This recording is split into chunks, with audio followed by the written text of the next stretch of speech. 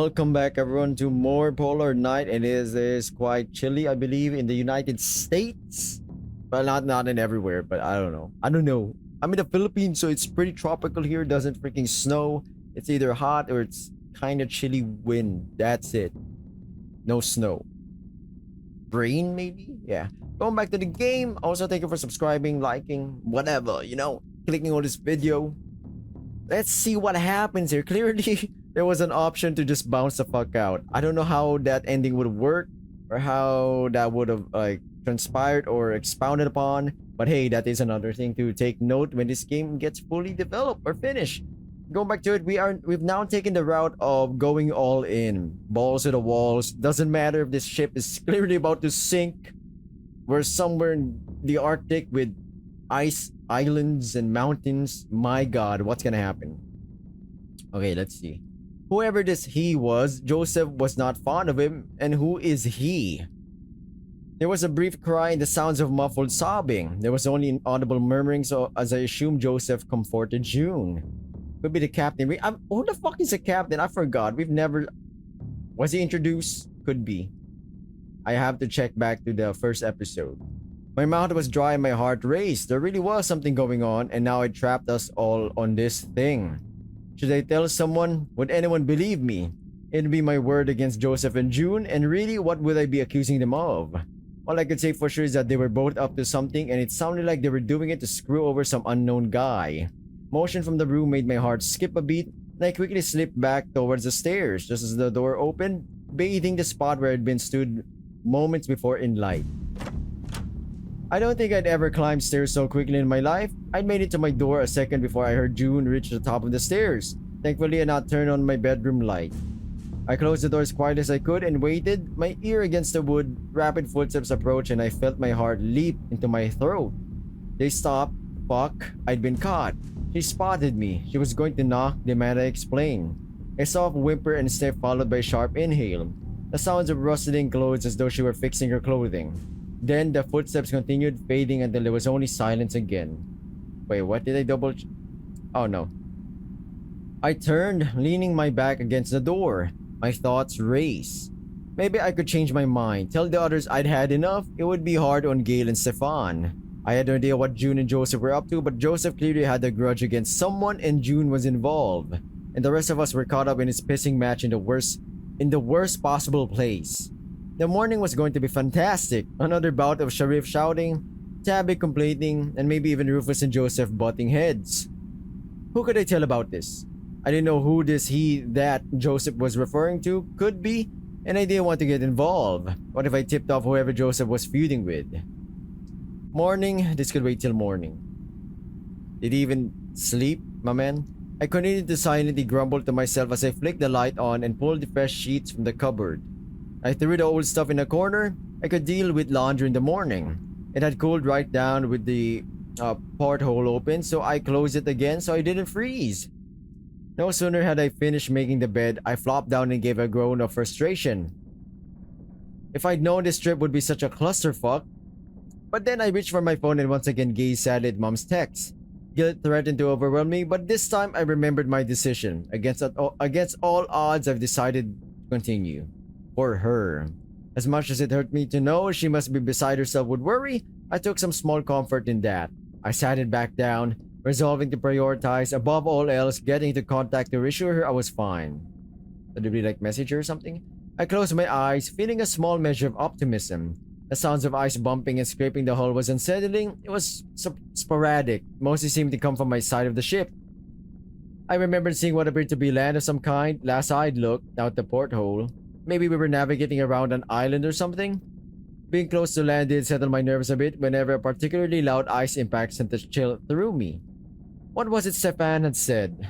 Something about an old sailing ship getting crushed in ice? But then I found myself reasoning that the metal hull of the Sylvia was hopefully more resilient to such a fate. The thought of using Stefan's ramblings to reassure myself brought a small smile. I don't know how long I lay there, just listening to the sounds and trying to organize my thoughts. The air was cool, but the gentle motion of the ship combined with the quiet noises of the ice made it hard to fully switch off. It seemed to be developing from low, echoey snapping to more of a crackling noise. Maybe we were entering thicker ice. After a while of failing to drop off, with a resigned huff, I threw off the covers and stood. Fuck this, I'm going for a smoke. But then it hit me, no lighter. Okay, fuck this, I'm going for a walk. Maybe getting some air would help, and I could see the ice situation for myself. I pulled on my clothing, ensuring I had a few bottles of Proxy and Declo in case I had another thunderclap.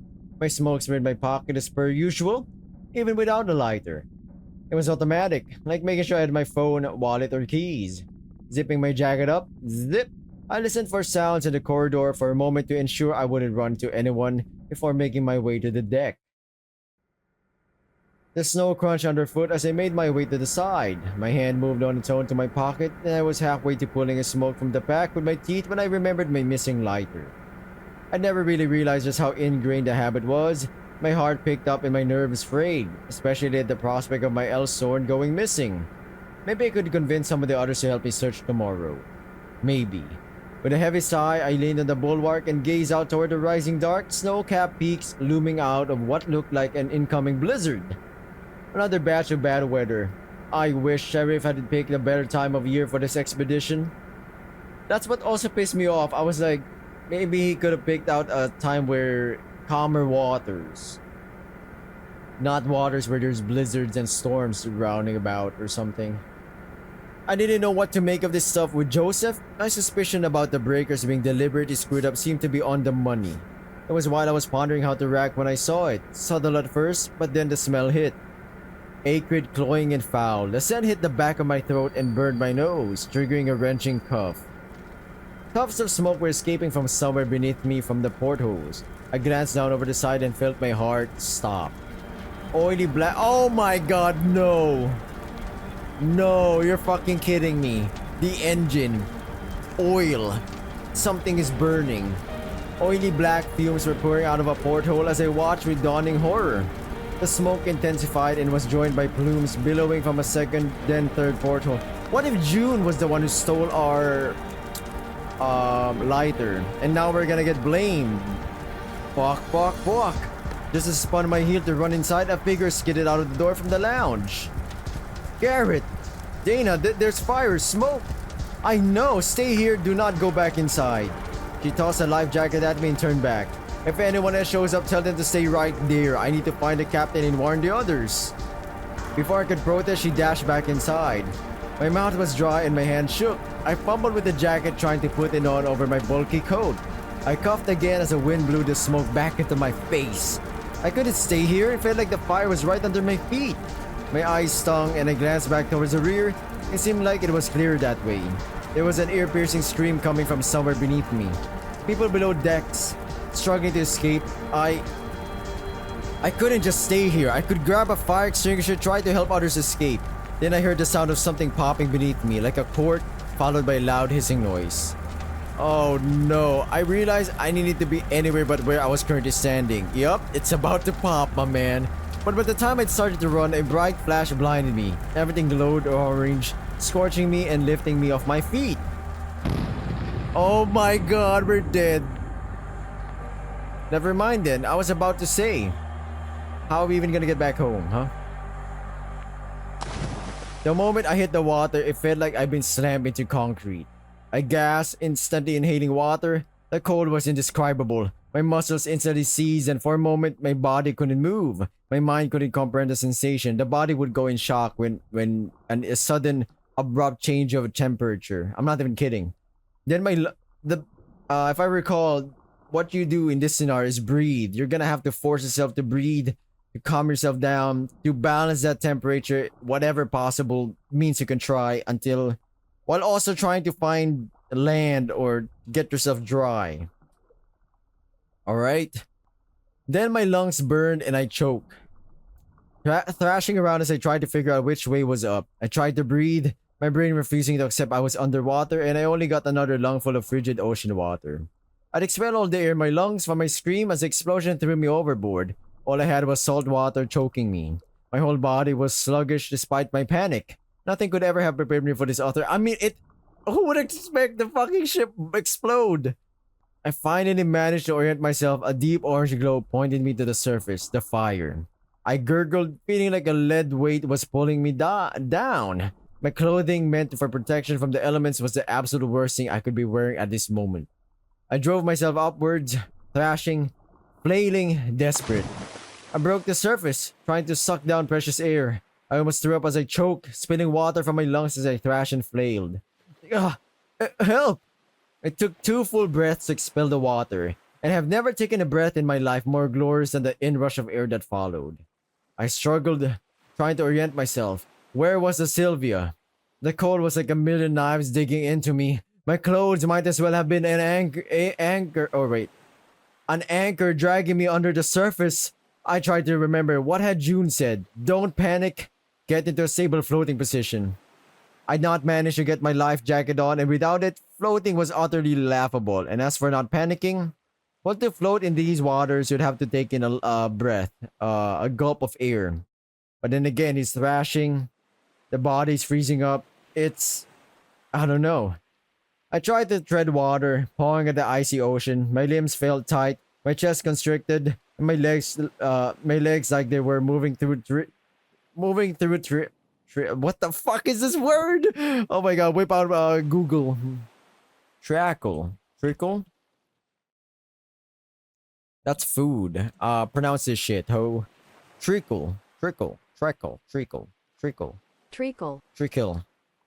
Lupin.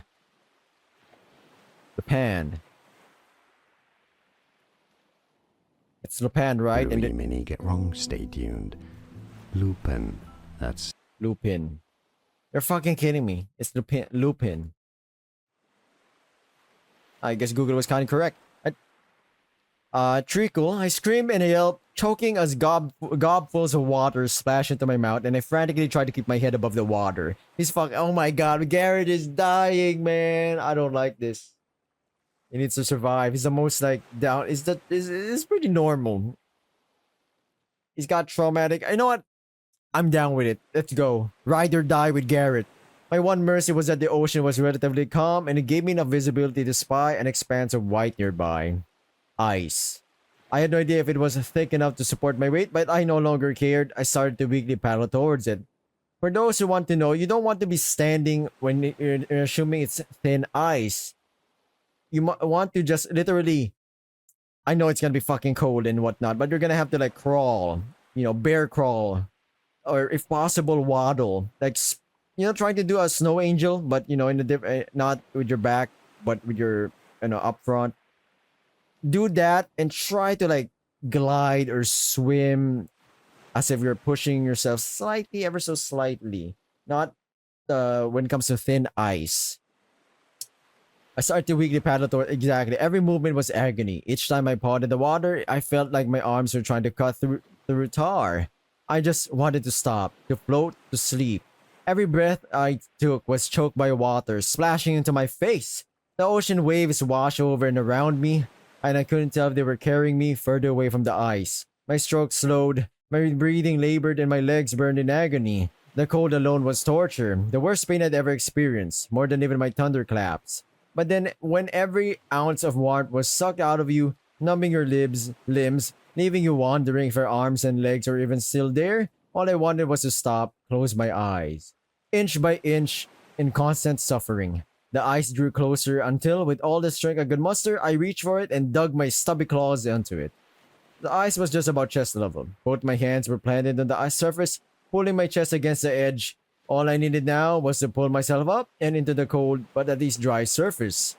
My breathing slowed, my eyelids felt heavy. If I'd allowed them to close, I wasn't sure I'd ever open them again. My claws clung to the ice. If it weren't for the layer of snow providing friction, I'd have simply slid off to sink into the depths. I pulled. My body ached, my muscles screamed, and I did too. Tears poured from my eyes, or at least I think they did. It's hard to tell when you're soaked to the bone. My ears rang, every sinew strained to yank my body out of the water. First my chest, the weight of my soaking clothes amplified as I left the water. Then my hips as I scrambled in the snow, crawling until I was finally fully out. My panting, heaving breaths were the only noise apart from the waves. The snow beneath me cold as it was, it might as well have been a heated blanket compared to the Arctic Ocean. Gradually, the wind started to pick up. Light snow turned to flurries, turned to a howling of a wall of... Turned to... Light snow turned to flurries, turned to a howling wall of ice. My body quaked. My teeth chattered. Everything hurt. All I wanted was to close my eyes and just sleep. I didn't even particularly care if I woke up. No, I had to get up. Get up. Fuck, it hurts. It took everything I had to force myself to my knees. Then finally to my paws, I swayed, trying to take stock. I couldn't hear anything except the wind, nor could I see any sign of the Sylvia. No glow of fire, no sound of engines. Hello? Anyone? Nothing but silence. No cries for help. Screams. Shouts in return. The burst of panic in my chest dispelled my fatigue as I spun around trying to get my bearings. Hello? Anyone there? I cupped my hands around my muzzle and screamed into the white. Panic jolted through me. If the Sylvia had exploded and no one else was alive. Hey! Is anyone there? I'm here! Oh fuck, please, I can't be stranded. I continued screaming, my voice becoming increasingly shrill and desperate. I scanned the darkness beyond the white flurries or something, anything that might be life. A light, a flare. Light, of course! Oh, wow. I reached into my pocket, feeling a sense of relief when it closed around the sturdy torch June had given me back during the blackout. Thank Christ I'd kept it. I flashed it around me, continuing to scream and shout for help. I had no idea how far the beam would travel in these conditions, but at least I wasn't in near total dark. You know what? Fun fact, the Arctic, or rather Antarctica, the actual continental thing, has a lot of resources, gold, metal, whatever. But the ice is so freaking thick, you would need an entire crew and set up to properly mine it. But to mine it is another problem, because the things are not stable. Can the ice be solid enough? Be solid enough to properly put on a foundation and all these fucking gadgets and whatnot? Either that or you have to dig enough to create a foundation. You see the problem right there? Another thing is, Garrett in this scenario, if I were him, honestly, I don't know what to do. He doesn't have sticks or trees to make fire with. You might say, how the fuck do you make fire with this? He doesn't have a lighter. And most of all, I would argue the best case, like he's about to die, whatever, piss on yourself. I know it's unhygienic, but to get warmth, it's the first thing you need. But another thing is to create an igloo or some kind of igloo. You dig down, you create a pathway for you, and you know, you're trying to create steps, and on top of those steps, it will be the actual part where you can sleep. Why did I say steps? So the cold air is denser, would not go up. The cold air will kill you, and that's the point of the like deeper part of the steps. So the cold air would stay there. Going back to the game, I flashed it around me, continued to scream and shout for help. I had no idea how far the beam would travel in these conditions, but at least I wasn't in near total darkness. Then I heard it. It was subtle at first, almost inaudible against the buffeting wind, but then it sounded again. I could have sworn it was a voice, distant, faint. With a final despairing look around for any possible evidence of my former crewmates or the Sylvia, I turned, pricking my ears and pointing them this way and that to point the source of the sound. Trudging through the snow, I felt my body weaken. The wind and snow seemed to suck the warmth from me. Every minute that passed left me less able to move. Another thing to take note, any storm, any hurricane, any windy thing you try to fight through, you'll be burning energy. You won't notice it at first, but you're gonna be hella tired. Especially for Garrett, the man had to fight for his life in the cold waters, okay? And he had to force himself out of the water, take in a deep breath and more breathing and whatever. And now he has to fight through this blizzard. My steps shortened and slowed. My eyes felt heavier. The voice or whatever, it was faded. I continued on regardless in the direction I was moving. Because really, what else could I do? Mom, oh god, now we're both going to be lost out here, unmarked.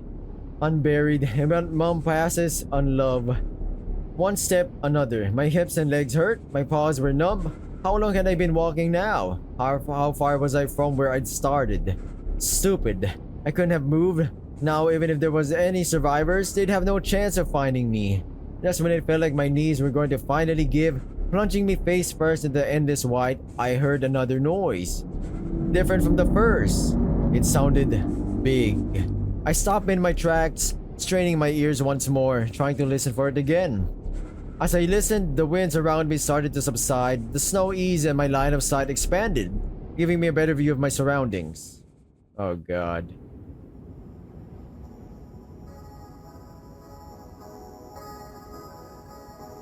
No mother-loving way, the Arran. This isn't possible. As the blizzard eased, she came into view and for a moment everything else fell away. The groaning of metal sounded once more like she was a wounded beast crying out in pain. I'd found her. I'd found the Arran. There were no signs of life, no lights, no movement that I could see. I noticed a snow mound piled up against her stern. There was nothing else I could see along her hull that would allow me to get aboard, so I began making my way there.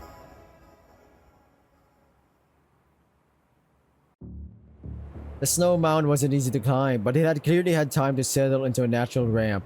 I scrambled up on my hands and knees, my whole body shaking violently and my eyes heavy with fatigue. But finally, I reached a bulwark and dragged myself over it onto the deck. I wasn't entirely sure what I expected to see. Devastation, holes in the hull, maybe even bodies. But besides the layer of snow and ice and the groaning of the equipment, under the weight of 2 years of neglect, it seemed almost normal. Only one broken window, marred an otherwise shockingly pristine scene. And part of me found that more concerning, if anything. But for now, I couldn't think on it. I needed shelter, warmth. I spied an open door leading inside, creaking and swaying. Oh, this is wood! We can make wood here! Yeah, burn whatever. Not in the entire thing, but something you could burn. Tables, maybe? Chairs? Creaking and swaying in the breeze, and with each passing moment, the hope of survivors faded. Oh god, this is terrifying, man. Just my boy Garrett in the fucking snow?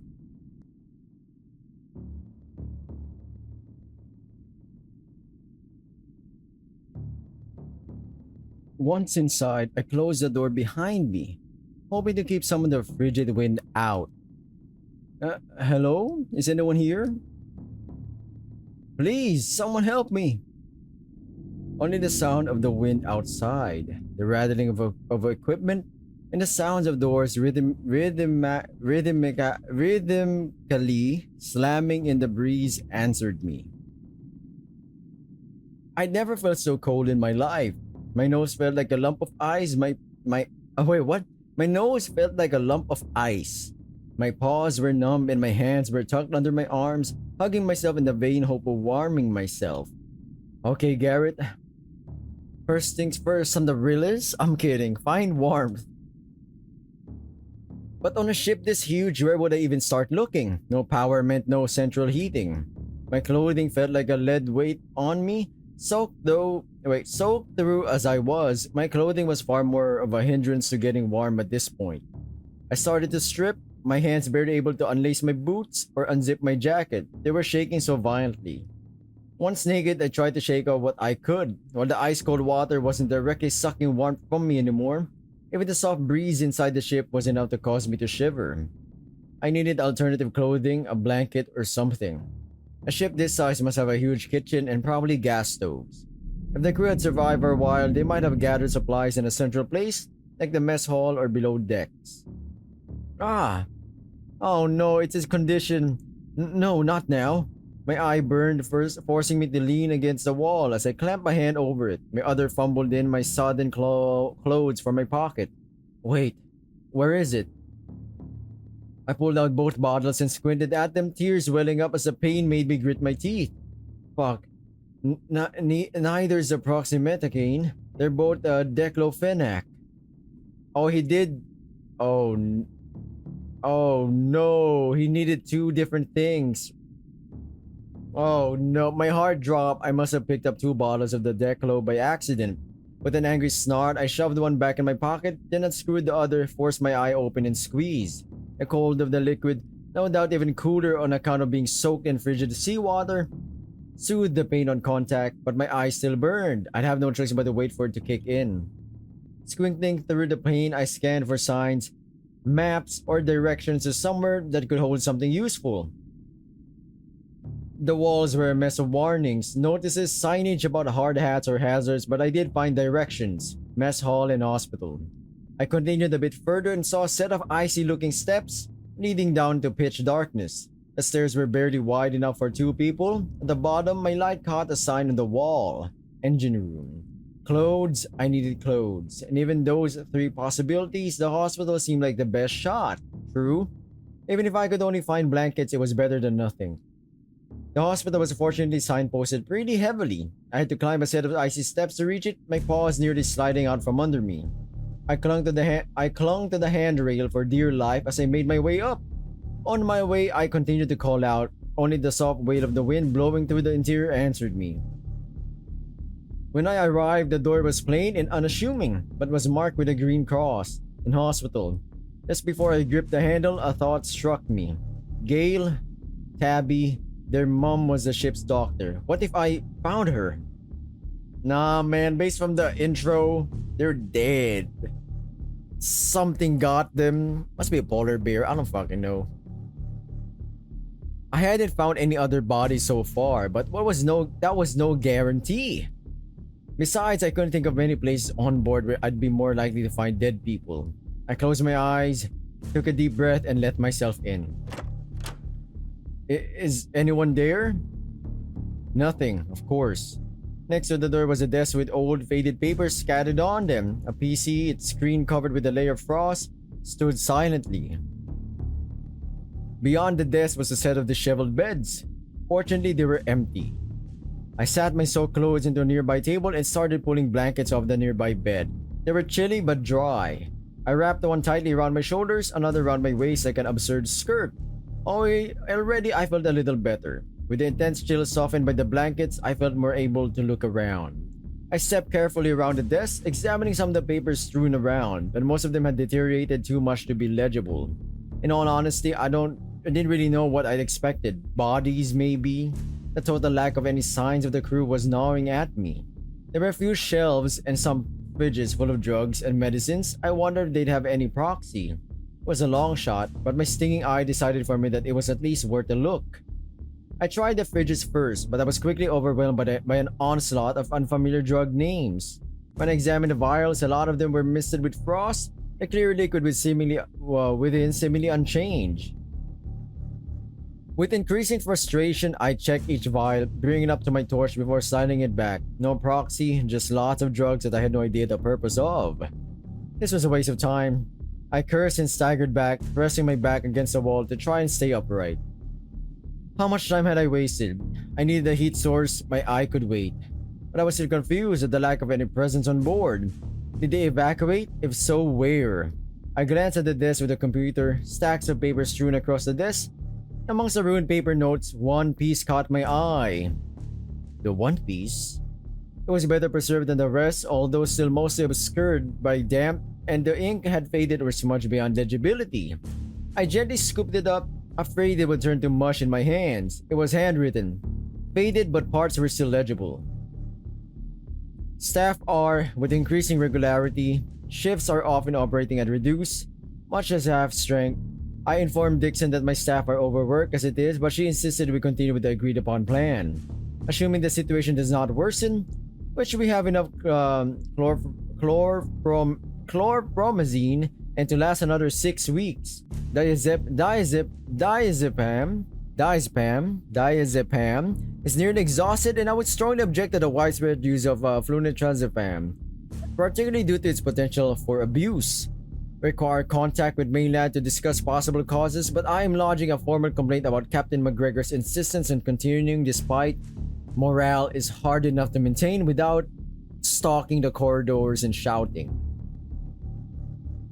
Not much use apart from diazepam. I didn't recognize any of the drug's name, but it seemed clear a medical professional wrote this, maybe even Dr. Waters herself. In any case, there wasn't much I could glean from it. I'd wasted enough time. I could barely stand anymore. I need to find warmth before I lost consciousness. Forcing myself upright, I staggered to the door, my mind already searching for where to go next. The mess hall for food. The engine can wait because I'm assuming the engine would most likely not function. The doors leading to the mess hall were closed tightly. At first I thought it was locked, but after pushing against it, I realized something on the other side was leaning against it. With a shove that probably would have been near effortless had I been in a better state, the door creaked open on ice hinges. I slipped my body into the crack for once, thankfully for my skinny frame. Hello? Damn, the food has been fucking gorged. Nothing around me. My voice echoed amongst the empty tables, strewn with what looked like the remains of food tins, packed of snacks. Water bottles and drink cans. I paused, giving the air a sniff. As much as my nose hurt from the frost nip, I still had my sense of smell at least. Part of me braced for the scent of death, or of any of the Arran's crew remains, but the air only carried a faint musty smell. The smell of clothes left in a humid closet for a long time, which was a relief. With another shove, I squeezed myself through the door. It was almost pitch black. Only the tiniest amount of moonlight was making it through the thoroughly frosted over windows. As I surveyed the room, it quickly became clear that this had been a shelter of some kind. Makeshift beds were scattered on the floor along with utensils, but where was everyone? This place had clearly been used by people waiting for rescue, but there was no sign of bodies. I couldn't but feel that the state of the place suggested its occupants had left in a hurry. But if so, where? All the doors were closed, presumably to keep the heat in, and there was still boxes of cans, tins, and packets of food. No, I had to stop this. I had more pressing needs. I needed a working heater to warm up. I paced down the row of purpose tables and benches, tipped over either to form blanket-covered one-person shelters, or possibly in a fight it was difficult to tell from the general disarray. My dread grew as I failed to spot anything like a heater, not even a barrel with wood. How the hell had they kept warm? That was when I noticed a shutter separating the dining area from the adjacent room. Of course, the kitchen. Maybe it had gas stoves. Surely a gas stove and some matches would warm me up, even if just for a little while, to stave off the frostbite to keep me awake. I staggered to the door next to the shutter, my teeth clattering, and turned the handle. Bloody fucking hell! I turned and pulled and finally slammed my shoulder against it, but it didn't move. I doubted my skinny frame would have budged even if I wasn't near collapse. I leaned against the door, eyes closed and panting with exertion. But I wouldn't give the will to just curl up and sleep right now. There were bedrolls all around me. The kitchen was out of the question, and the shutter looked, if anything, even more impregnable. How much time had I wasted? My eye no longer hurt, thankfully, but I couldn't tell if it was because the declo had kicked in or the general pain in my body had made it less noticeable. Pushing myself upright, I staggered back to the entrance. This place had been a waste of time, and now I didn't know if I had it in me to try somewhere else. Every breath you take... I'm kidding. Every step took effort. My teeth chattered and I could barely keep my eyes open. In my daze, I could only think of one place left. I might find something to warm me up. The ship's stores, somewhere in the lower decks. Problem is, I had no idea where to go or where to look. As I slowly made my way down the stairs, gripping the rail for dear life in case my trembling knees gave way, I could only guess. I shuffled, half awake through dark corridors. My torch beam vibrated violently as my hand shook. I don't know how long I wandered, spending every ounce of strength to stay upright, but when I briefly was pulled back into lucidity... What the fuck? It took a moment for my cold, adult brain to register what I was seeing. It seemed like a riot took place here. And the door. What language was that? There was nothing to indicate what was behind the door, no signs or labels besides the spray paint. And yet I knew it had to be a warning. I tried to swallow, but my throat was dry and my body was quaking violently. Oh no. Who was that? On the edge of my hearing, a voice calling out? Connor? The voice seemed so distant, yet I could swear it was almost next to me, muffled. And that's when I realized... Mom? I moved to the door, pressing my cheek to the cold metal and straining to hear. Mom, are you there? It's me! I'm here! I'm alive! I pounded on the door. She was so close, I could hear her voice. I'm here, just shout if you can hear. My god, the man has lost it. He's lost his damn marbles. The muffled voice put my fur on end, but it had to be her. I hammered on the door. I didn't even notice the tears streaming down my cheeks. She needed to know. She couldn't be left wondering. My vision clouded, my knees folded, and I slid down the door. The flashlight clattering away from me as I fell sideways, shivering. Someone, a woman, was calling me, but I no longer recognized the voice. She was gone. I was alone. I just wanted to sleep and never have to wake up. I'm here. Please, take me home. Miracle. Can't believe. He be okay? No, hypothermia. I heard voices. Raise, I think sometimes frantic, sometimes angry. Fuck's sake, couldn't Connor and Clyde take this outside for once? The last things either me or Mom needed was to listen to them screaming at each other. Do we do now? Should never have. This is all their fault. Stop, this isn't helping. Remember, we have a stepfather. So that's another problem with the family, huh? Then, as though my head broke the surface of calm water, the sounds came through fully, as did the pain.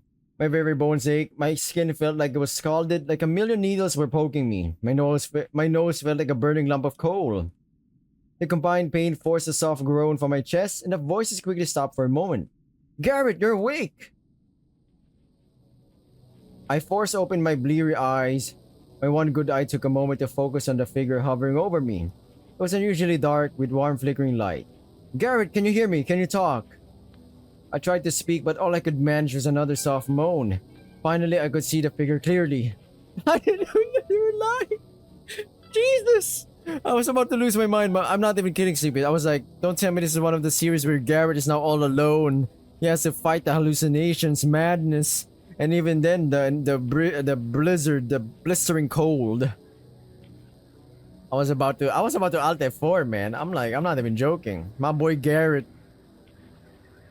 We were in the mess hall. It had been tidied up a little. The small candle heaters had been lit and a gas lantern was hissing away, giving the room a dim but warm orange glow. Damn, kid, you're tougher than you look. I was shaken from my groggy stupor by a familiar booming voice.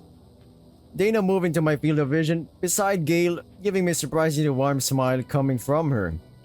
Welcome back to the land of the living. I was about to oh my god, man. I fucking hate you, Dana, but you know what? I'd rather see you than never see anyone right now. Behind Gator was the rest of the group. Gator was beaming at me with relief, as was Stefan. Beside me, my clothes had been laid over a table with a lantern nearby. We found your clothes in the hospital. It's what clued us in that you must have been somewhere in the ship. I remembered I was still draped in the blankets from the hospital, but also I felt softness underneath. Realizing I'd been laid out on a mattress on the floor between two overturned dining tables. Tabby looked sour, as did Arran, who were both standing off away from the main group. I recalled our argument on the Sylvia. Either way, they held a grudge against me or I'd miss yet another shitstorm. Sharif, June, Joseph, and Rufus were standing in pairs. June and Joseph on one side naturally, and even from here, I could see Sharif and Joseph were fuming. Maybe I should just slip back into sweet unconsciousness and let whatever this was work itself out.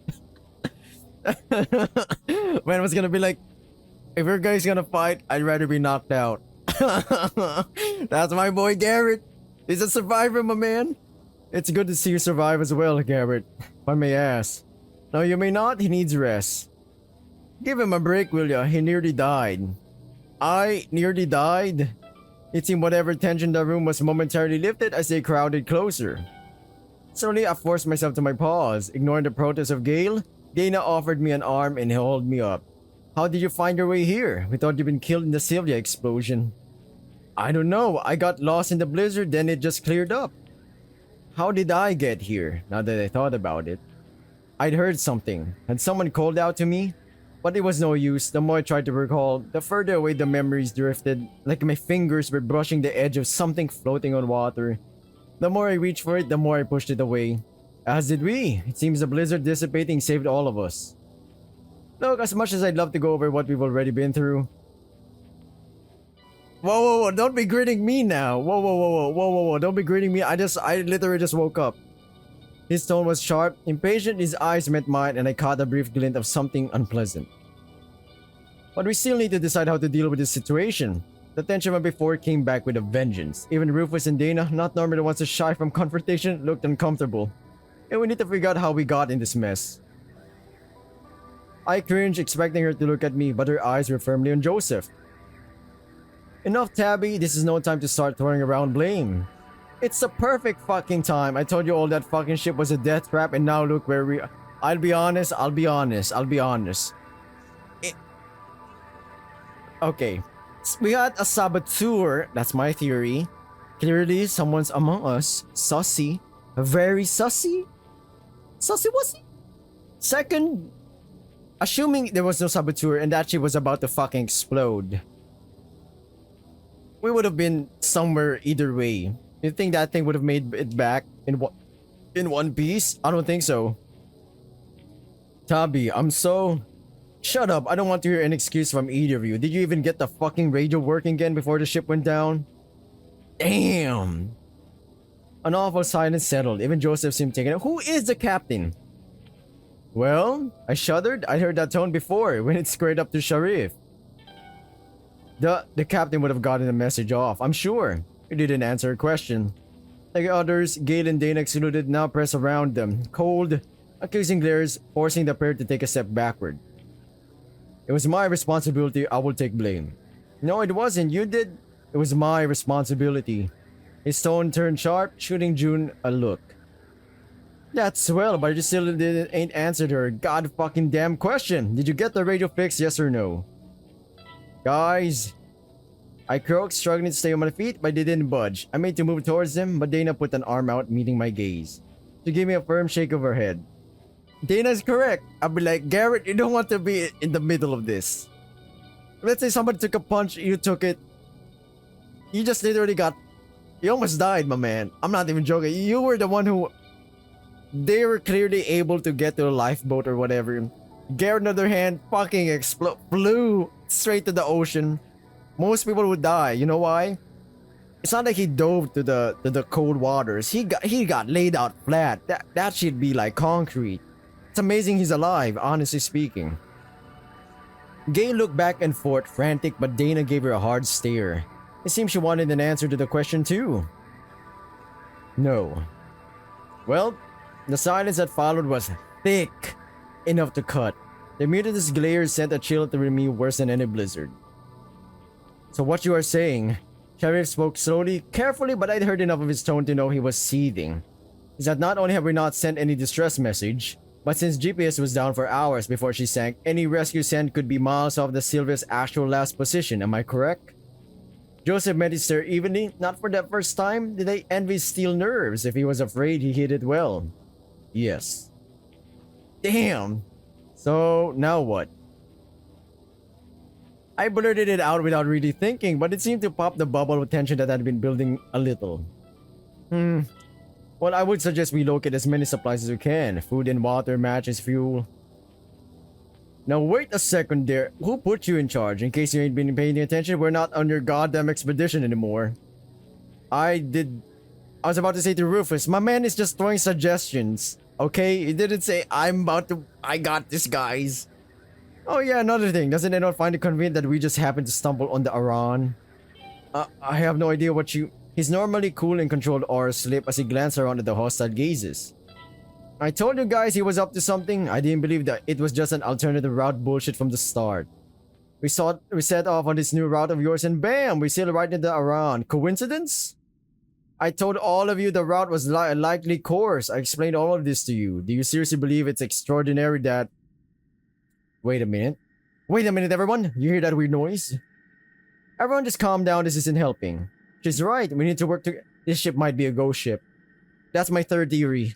Or all of the above. Oh, shut up, Gale. You're the only reason I'm even here. Tabby, that is not fair. It was like a dentist drill to the back of my skull. Not even a noise. Really, more like a vibration. Every time I tried to pinpoint it with my ears, it seemed to move. Guys, throwing blame around is only... And where are we supposed to be methodical about this? Louder and louder. Oh my god, what is that sound? That's... ew, that is painful, but also it's still not quite there. I covered my ears trying to block it out, but now it felt like it was coming from inside my own head. Where is that coming from? The other's voices faded into background noise as I screwed my eyes shut, trying to block it out, like a giant mosquito had burrowed into my brain. Was I going to be trapped here? Die here? A miserable, slow, and lonely death with these people as my only company?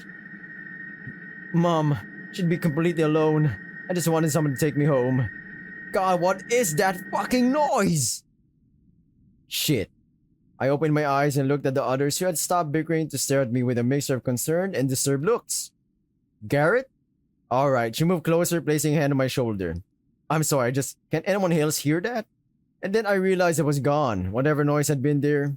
There was only the sound of the wind outside, the dull creaking and groaning of the ship, and the awkward silence of our motley group. You should rest. You might still be suffering from hypothermia. To be honest, it sounded like a great idea. I felt like I could sleep standing up at this point. Look, Sharif is right. We should get ourselves set up to spend potentially several days here at least. Yeah, no, I'm going to look for Alex. Stefan, for Christ's sake. Fuck you. None of you thought that Arran was still afloat, but here we are. I was right. You do what you want. I'm going to search this place until I find him. Before anyone could interject, he turned and stormed out of the room, his paw steps fading into the distance. Well, I mean, we're here, right? This is why we came out here. The rest of us exchanged uncomfortable looks, but I could see that everyone else was thinking the same thing. We all had someone on this hulk. Listen, if you guys want to search for your loved ones, why don't me and Joseph look for supplies and bring them here? I don't trust them, man. A few guilty looks were exchanged as they recalled how they'd been at her and Joseph's throats just minutes earlier, but Sharif spoke for them all. That is a splendid idea. With everyone now left to their own devices, I was left to watch as people slowly trickled out until I was on my own. Oh. I moved gingerly over to my clothes and gripped the fabric. They dried surprisingly well. I wasn't sure that inside my boots would have had a chance to dry properly, but it'd still rather been mostly dry and warm clothes than these blankets. As I got dressed, I could hear Joseph and June talking from the far side of the mess hall, huddled together and talking in hushed tones. That was when I recalled the conversation between them on the Sylvia, where they seemed to be discussing blackmail and sabotage. On the one hand, this might be an opportunity to get your side of the story, while no one else was around. But the other, well, no one else was around. If I probed too deeply, part of me thought it was silly to be so paranoid, but if what I'd heard was even slightly accurate, Garrett, if we snoop around and we accidentally pissed him off, and they just, oh no guys, Garrett slipped, fell, broke his neck. Clumsy him. It was possible the pair were involved in something shady, maybe even criminal. Maybe I'd be better off waiting until they were separated. Talking to one of them might be more fruitful than trying to interrogate them both. That's true, Joseph could easily turn us into a pretzel. Either of them might feel pressure to keep quiet in the presence of the other. Or rather, June would. I couldn't imagine Joseph being pressured by anyone other than June. That said, I'd seen him back on the Sylvia, almost in tears. I'd imagine there's a side few others could claim to have seen. Underneath that granite facade, he clearly had a heart. I decided confronting them now was a bad idea. I'd rather wait till I could speak to one of them alone. With nothing left for me here, I decided to take a look around the ship.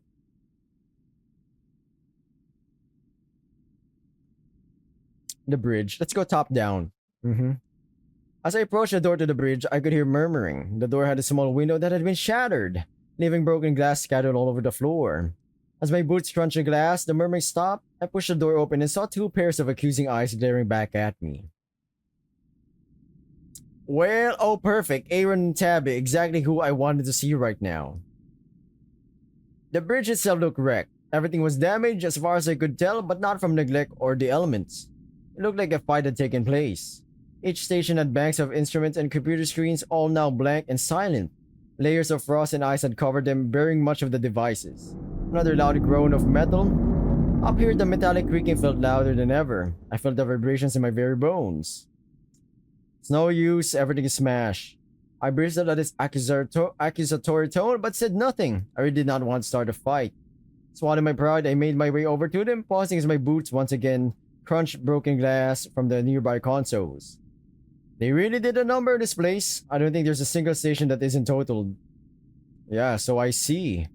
It was an awkward silence. The pair of them shuffled uncomfortably. Tabby in particular seemed like she was going to speak a couple of times before seemingly having second thoughts. Fuck this, I was just going to get this over with. Look, if you have anything you want to say to me, now's the fucking time. You want to blame me for voting to continue, aye? Arran, for his part, looked even more comfortable and said nothing. Tabby, on the other hand, is all of this worth it? Tabby. It's not like I knew this shit was gonna happen. I said, yeah, let's continue. And then boom, it exploded. Not even a day after. So, okay, example. Okay, let's go home, everyone. So the ship goes back, and then explodes.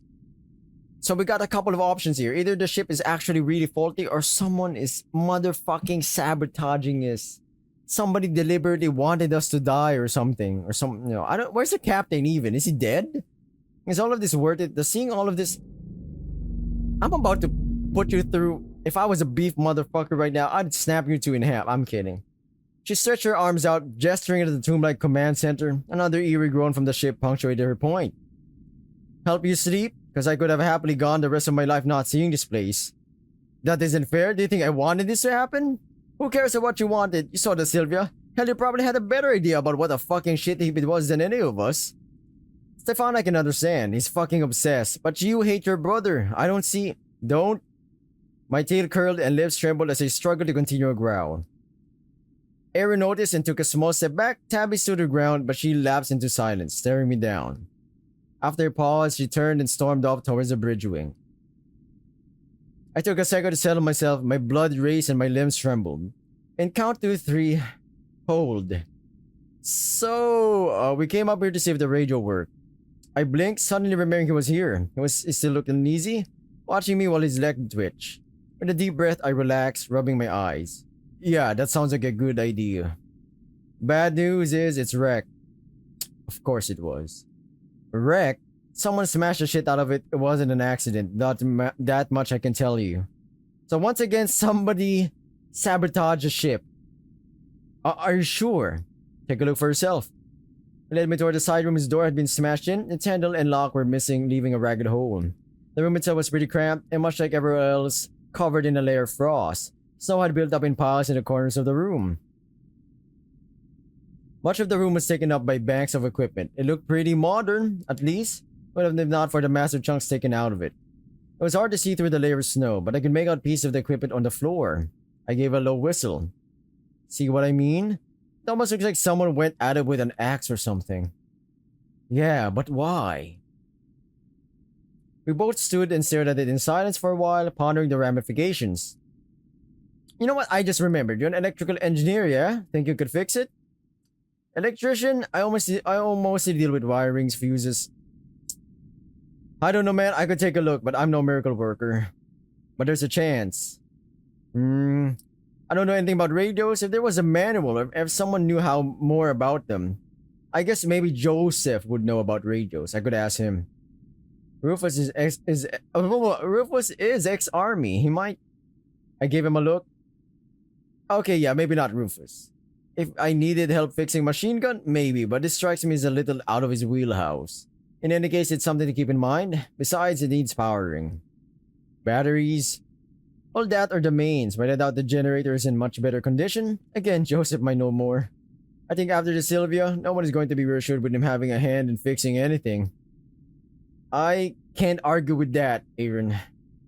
Tabby, however, gave me a quizzical look, then a look of dawning realization. Of course, she's a mechanic. Can't hurt to ask. Although given our argument earlier, there was a non-zero chance it absolutely could hurt. Tabby was staring out of the bridge wing window. From here I could make out the deck of the Arran, coated in snow. It was the first time I could see the Arran from this angle. If I hadn't already seen her state from the inside, she'd almost look functional. Tabby didn't react to our approach, coldly staring off into the distance. Tabby? She didn't move, but she did grunt in acknowledgement. We were thinking if Garrett could fix the radio, and if he could fix the generator, he might get the message off. She was quiet a moment before turning to look at me with a strangely quizzical expression. Do you really think you could fix it? I can't promise, but I suppose I can try. But without power, it's a moot point anyway. I've thought about it, but the generator for a ship this size is probably more electrical than mechanical. Besides, it's more complex than anything I've worked on before. I fix cars, not giant ship engines. I understand that, but do you think you could try? If it's a no-go, then we can think of something else. But if we could get main power, it would make a lot of stuff easier, right? I mean, at least we might get lights on, right? I nearly restrained something resisting the urge to strangle him. I honestly couldn't tell which of the pair had less tact.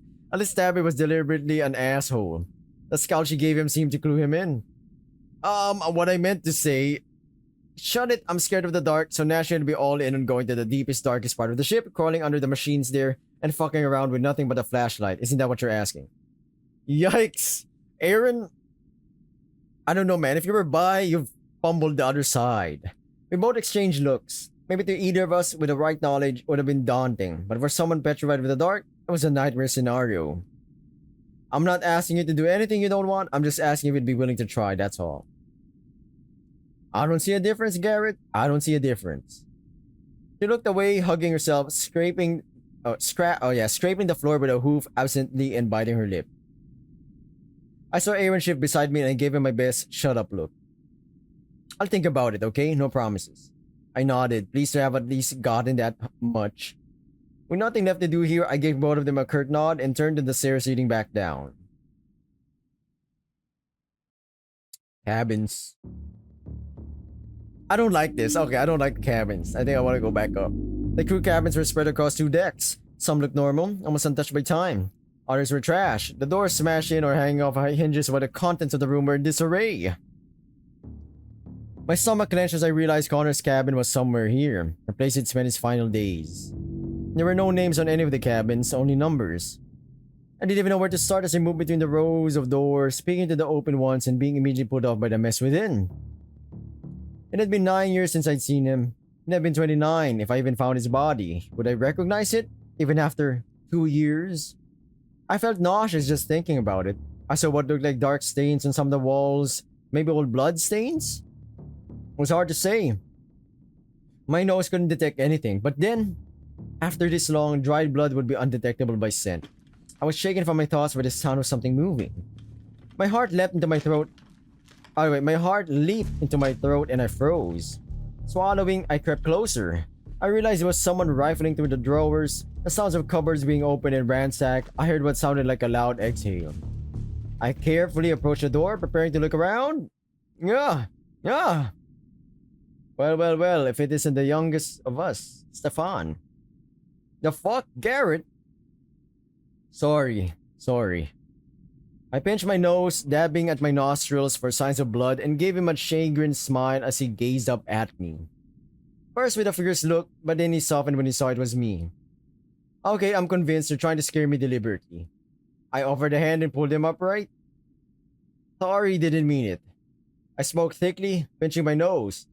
It didn't seem to be bleeding, fortunately. You should maybe consider that bell idea. Fuck you. He gave a little smirk, but then his face fell. Damn, sorry. So about Alex. Any luck? No, not. He trailed off. I swallowed. Should I put my hand on his shoulder? Should I tell him to keep looking? Was he starting to understand that Alex was almost certainly... I take it you're looking for a brother. Carl, right? Connor, and I suppose I was. I couldn't meet his gaze. But it seemed I really was as easy to read as people had said. I've searched the 3 cabins on this side. He pointed back the way I'd come, indicating the open cabin doors on the left wall. And I didn't see anything belonging to a Connor, but you're welcome to give them another look. Well, thanks. He unexpectedly placed a hand on my shoulder and squeezed, giving me a sympathetic smile. For a brief moment, my chest felt warm and I considered asking him to help me look, just to avoid the loneliness. Just so I didn't have to find Connor alone. But in a moment, he was gone. I glanced back to the room. Stefan had already ransacked. There was a bitter taste in my mouth. My heart was racing. I wandered down toward the first cabins. The cabin opposite the one Stefan had already rummaged through seemed in better condition. Wait. With a deep breath to calm my nerves, I stepped inside. The place was surprisingly tidy and clean. Whatever ride had taken place hadn't touched this cabin, nor had seen met Stefan yet. I didn't even know where to begin. Or even what I was looking for, really. I was less concerned about finding Connor's body, given that no one else seemed to be around. Connor wasn't the type to keep a diary. At least, not as long as I'd known him. In fact, I was the type to find it stupid and a waste of time. So I started looking over any clothing I could find, any books, files, or papers, anything I thought might have a name on it. The first cabin was devoid of anything useful. Room by room, I advanced along the row, sticking to the sides Stefan had yet to ransack. The 5th cabin along was where I found it. It was crumpled up and thrown under the desk. It was pretty fragile from all the frost and moisture, but it was amazingly still legible. C. That glitch in the GPS was unacceptable. You forced my hand in taking the beacons offline. I don't know if you've been speaking to Hagen behind my back, but any further glitches and I know who to look for. You're in this as much as we are. Destroy this note. Oh wait, destroy this note. I'm keeping an eye on you. It took a moment for me to absorb what I was reading, but it struck me like a brick to the face. See? Connor? Was this a threat? Blackmail? Connor was a mechanic. Would he be involved with the GPS? Questions, questions, and questions whirled in my mind to the point I didn't hear a voice pipe up from the door until it was right behind me. Garrett? I jumped, clutching my chest. Stefan was watching me with a concerned look. You okay? Seemed to be really focused on something. Yeah. Without thinking, I slipped the note in my pocket as suddenly as I could. I thought I saw Connor's name on something, but it turned out to be nothing. Stefan gave me an odd look, his eyes glancing past me to the desk. It was completely bare. Right. Damn it, he knows. Fucking Garrett can't lie, man. It's an open book. What about you? I wanted to get off the topic quickly, but I nearly blurted out any luck as though discovering his brother's corpse was a jackpot or something. I gestured pathetically, imploring him to understand my meaning. Oh no, a lot of the cabins are trash already. I thought the same as you, maybe finding something with his name, but nothing. So what do you think happened? Huh? The Arran? Yeah, but also about this whole thing. The expedition. You don't think it's convenient that we ran straight to the Arran within days of starting this expedition? I'm telling you, Sheriff knows more than he's letting on. Are you also accusing him of setting fire to the Sylvia? Which would be weird. Why would he do that? What's the point? And an odd look passed over his face. I couldn't quite catch it, but I could swear his eyes darted to the door. What do you think happened on the Sylvia? Fucking Stefan is like a hawk. Garrett is like a book that's easy to read. So Stefan is like, I'm pretty sure Garrett knows more than he lets on. I don't know. I was on deck when it went up, and the fire started beneath me, near the front and to the starboard. I mean the right-hand side of the ship, below decks. That's pretty specific. It's hard to mistake the source of the fire when the explosion was right underneath me. Now that I think about it, wasn't the laundry room out there? Maybe someone left a load of laundry in the tumble dryer. Oh, sorry. Yeah. He was silent for a moment. Listen, I'm gonna keep searching. Yep. Good luck. I think I'm going to look elsewhere. You're giving up? I doubt I'd find his body here, and I'm kind of getting creeped out by the rooting through other people's stuff like this. His expression flickered. Without a word, he turned and marched off to continue his search. Once he was gone, I felt the note in my pocket. Could Connor be involved with whatever had happened here? I decided to keep this to myself for now, at least until I knew more. Lastly, the labs. The laboratories were nestled between a bunch of machinery and storerooms. Inside, Rufus was serving the room. It was difficult to figure out his expression, but he seemed lost in thought. On the other side of the room, Sharif was peering at a stone object sitting on a counter, a look of intense concentration on his face. The rest of the laboratory seemed reasonably intact, except for some paraphernalia scattered on the floor. Rufus? I approached him, drawing his gaze for a moment. He acknowledged me with a nod. Damn this thing. He muttered, scanning the room. It was then that I noticed the stone object Sharif was studying wasn't the only one. All over the room, boxes stood, some empty, some half filled with packing material, but some had what looked like stone-carved things. Some lay in the counters, a bizarre array of shapes and sizes, some the size of pebbles, others large enough it would require a couple of people to lift. They were clearly not natural, though they seemingly all had a unique shape. They were clearly handmade. Gives me the creeps. He growled under his breath. I had to admit it, it was unsettling to me too.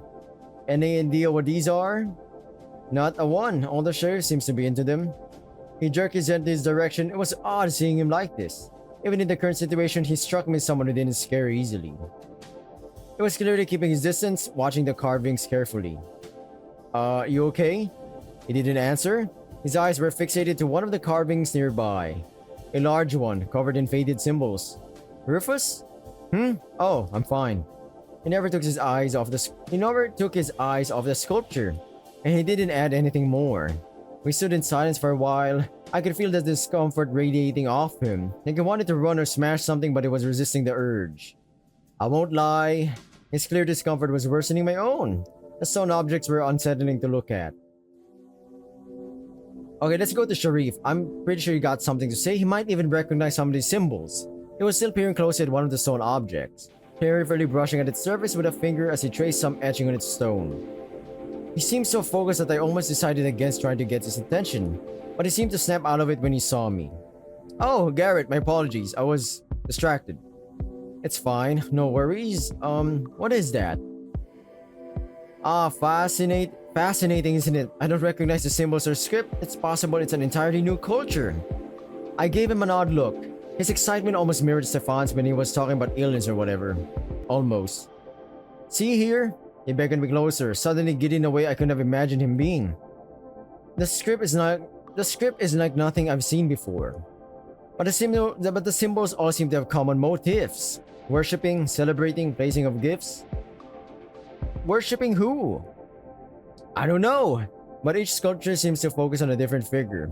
In fact, each stone seems subtly different from each other, yet similar within itself. Meaning that each stone was likely carved and decorated by different people. It can be that they were individual offerings.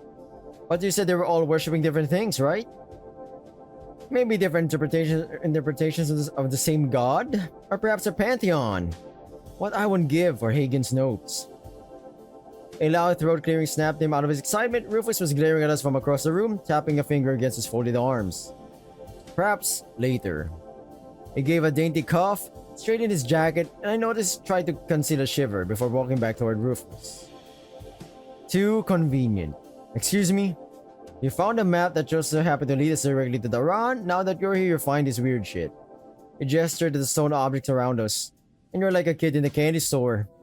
I'm an anthropologist. You can't hold it against me to be interested in the find like this. And I found the chart of the alternative course that the university Hagen was conducting research for. It isn't as if I found it in a cave. And after following it for a couple days, bam, we run right into her. Did you know where to find the Arran all along?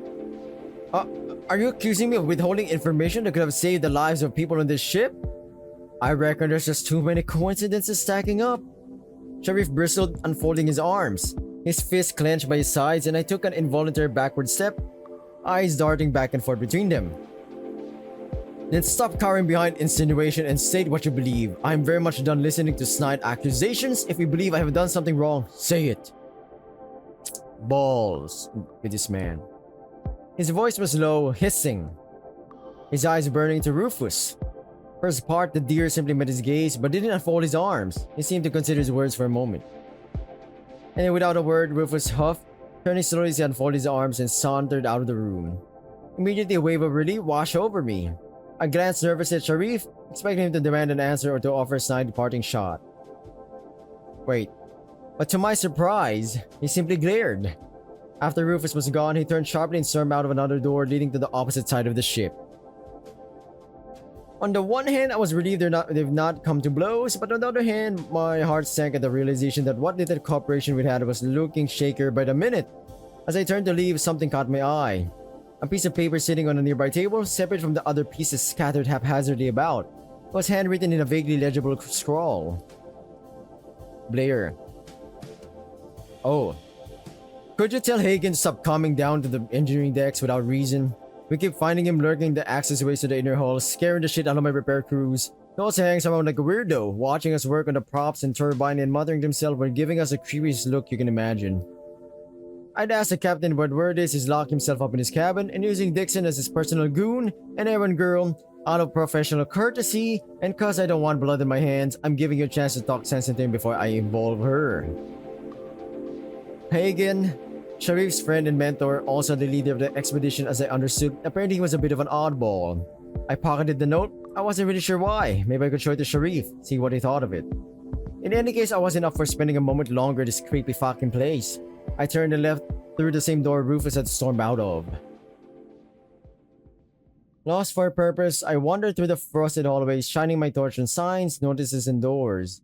I no longer knew what I was even looking for. Something to take me home from this nightmare, perhaps. Voices up ahead shook me from my melancholy. Low murmurings echoed from somewhere up ahead.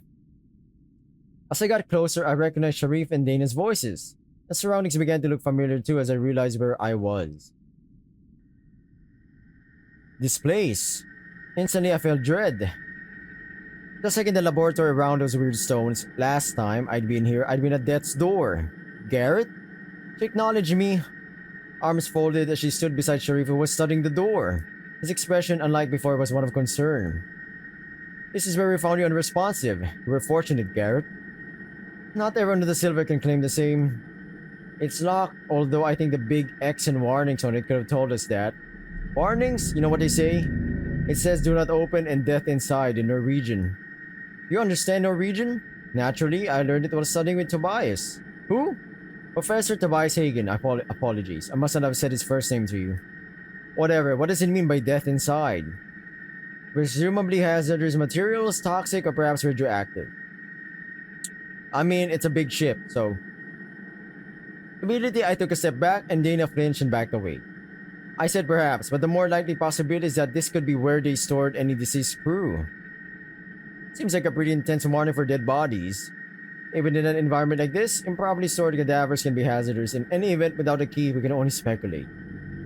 We stood in silence for a while. Even being near this thing made me want to run. It has been a while since we last gathered. We should return to the mess hall and plan our next steps. Without waiting for a response, he turned, the sounds of hoof steps echoing to the distance. By the way, have you seen Stefan? I blinked, a little surprised by your question. Yeah, in the cabins. Why? How did he seem to you? Still obsessed with finding Alex. Why? She paused, glancing away as if considering. Nothing. She said, I'm telling her, Dana is kinda good at suspecting people, but she suspects the wrong people. And with that, she turned and followed after Sharif. I watched after her, frustration bubbling at her evasiveness. But then I realized I was alone in front of this creepy door. I quickly decided to follow her. Yeah, get the fuck out of here, man. By the time we arrived at the mess hall, everyone else was there. People had clustered into groups. Joseph stood off by himself, stoic as usual. June hurried over, causing him to crack the smallest of smiles. Arran was muttering with Tabby. They both glanced up as we entered for a moment before returning to their conversation. Wait, where's Stefan? Who cares? Arran. What? I'm sick of his prattling. If he wants to freeze to death looking for a dead man. Gale spluttered before launching into a fierce tirade. Arran was completely nonplussed, and Tabby finally had to take Gale by the hand and pull her away, still fuming. Sharif locked eyes with Rufus, and I felt the anger pass between them before Sharif turned on his hoof and addressed the room. If I may have your attention. Slowly, all eyes turned to him. This was not like on the Sylvia, where he had a commanding presence. Mutinous looks burned into him. I thought I saw a brief ripple in his otherwise cool expression. Maybe he sensed a potential situation brewing. We should discuss our next steps, Miss Caverin. Turn to June. Did you find much in the way of supplies? She exchanged a brief glance at Joseph, who, seeing her discomfort, spoke instead. Lots of water, crates of bottles, less fuel, but still enough for a while. As he spoke, he lifted a crate filled with liter bottles of water and dumped it in the counter, followed by another containing canisters of kerosene. I felt my hopes raise a little. He picked up a crate on the floor and placed it heavily on the counter. Inside, a dozen battered cans rattled against each other. We found little food, maybe 2 days at most. Well, we're dead. A month with barely little food in this godforsaken place. I give it a day at most. The silence that followed was surreal. I guess I could hear the gears turning in everyone's heads, the building crescendo that would follow. 2 days? Arran, enough. But the hair was livid. He didn't even try to contain the rapid tapping of his foot on the floor with a look of fury that I think even Sharif was surprised by. Fuck you, this is all their fault, all of this. Sharif stood his guard, grimacing. This fucking ship has been missing for 2 years and now we need to hope we just happen to be found in 2 fucking days. If we ration, we could last a lot longer. And then what? Didn't you say you could fix the radio, Garrett? Well, here we go again. Here we go again. Garrett about to be the decision maker here. I could try. Now every eye was on me. I looked from face to face. A mix of curiosity and hopefulness on each expression. I said I could try. The radio was pretty smashed up, but if I could get the right tools, I can help. There are plenty of tools. Yeah, I think we'll pass on your help if you don't mind. Damn! Damn! Joseph snorted, taking a step toward him when June stepped between them, pleading with him to drop it. Then I felt it, the burning in my eye. I closed it and cursed, reaching in my pocket. I placed a drop, slightly soothing the burning, but the pain continued. Thankfully, it wasn't a thunderclap. Gail seemed to notice me struggling. I tried to give a crooked smile and thumbs up to reassure her. I think we should rest on it first. How the hell are we supposed to sleep here? It's like a meat locker in here. I am not convinced sleeping is the best option right now. Look, we're all tired, even if some of us aren't willing to admit it. She gave Tabby a pointed look, who tutted and rolled her eyes but did not argue back. She briefly met my eye, seemingly asking silently for my permission to use myself as another case in point. I grimaced. I didn't want to be burdened. Plus, Garrett nearly died a few hours ago. Good old Dana, always giving a fuck about diplomacy. And we all got woken up by a fire, and the Sylvia's thinking I think we could all stand a few hours to get some shut-eye. I'll stand watch in that case. I'll remain on bridge. We'll give a good view of our surroundings. There could be other survivors from the Sylvia. Oh wait, what others? I can stay up too. I'm used to. No, you need sleep. He snapped at her, surprising not just the rest of us but June herself. He paused and deflated, closing his eyes and rubbing his face. I'm sorry, June. I appreciate your offer, but I must insist you rest. You had a bad scare on the Sylvia. Then I'll take second watch. A few exasperated groans went up, typical of Rufus to use this as an opportunity to chest beat. No, he can. He's a soldier. But then I saw his expression. I couldn't place it. He was staring down Joseph, watching him closely. Joseph, for his part, continued to demonstrate his supernatural talent for hiding his true emotions. He met Rufus' gaze evenly, arms by his side, seemingly unmoved. A tense few moments passed before Sharif, with a heavy sigh, pinched his brow with one hand while the other clenched and unclenched at his side. Very well, if we are agreed, we can shelter for the remainder of the night. I cringed as I anticipated another round of insufferable bickering, but this time, amazingly, no one objected, because they're tired. Then I suggest we sleep here, in the mess hall. The crew already built shelters here, so... But there's only enough for 5 people here. We all look around at the makeshift shelters. She was right. I'll take a cabin. Not think there's anyone left to object. Me too. Gail glanced at her sister before sighing. Guess time for the cabins too. Aaron shrugged, and before anyone could say anything, he stalked out, slamming the door behind him. A tense silence followed before Sharif cleared his throat. If Joseph is taking first watch and Rufus the second, I shall take third watch. Please remember to wake me when the time comes. Oh, okay. Very well, I wish you all good night. His words were so absurd I almost laughed, but with my eyes still stinging, I wasn't in any mood for levity. Gail gave me a strange smile before following Tabby out of the door. I don't know how long we each worked on getting our claimed sleeping spot in order. I didn't have my phone and didn't have a watch. We each started to hunker down. June stood with Joseph near the door, murmuring, holding hands. A piece of me felt a sudden burning jealousy at their intimacy, their bond. Dana and Sheriff worked silently, shaking and patting frost off the thin mattresses and taking a small candle heater to place near them. I was surprised by how much warmth they gave off, but whether it would be enough. The door squeaked and I heard heavy hoof steps departing, followed by June, despondently walking to her own shelter. I slipped under the cover. Pulling my hood up, I hadn't realized just how cold I was until I felt my ears burning, the heat returning to them, revealing how they'd become numb from the chill. Despite how thin and uncomfortable the mattress was, and how nagging at the back of my mind was the thought that the dead person had last slept here, my eyelids were suddenly heavy. The thought of falling asleep and simply passing away, never to awaken, sent a brief pang of terror through me. Would it hurt, or would I simply blink out of existence like a bad dream ending? I closed my eyes, trying to put it out of my mind. My shivering calmed as my body heat was able to win over the merciless chill, helped by the blanket, my clothing, and a small heater. But even just that small amount of warmth was enough to soothe. My breathing slowed, the lead-like weight of fatigue pushed me quickly into a dreamless slumber. A low roar and the sounds of things banging roused me. As my eyes opened for a moment, I thought I finally lost sight of my good eye. My tongue felt like sandpaper, my throat felt like it was closing. My stomach growled, clenching and writhing. How long had it been since my last meal, my last drink? The lantern had gone out at some point in the night. Fumbling around, I gripped my torch with relief and turned it on. Dana's back was towards me. I could hear her deep, even breathing. He must still be asleep. I sighed, thankful my eye had stopped hurting. A tiny amount of moonlight seeped in through the windows, coated in frost as they were.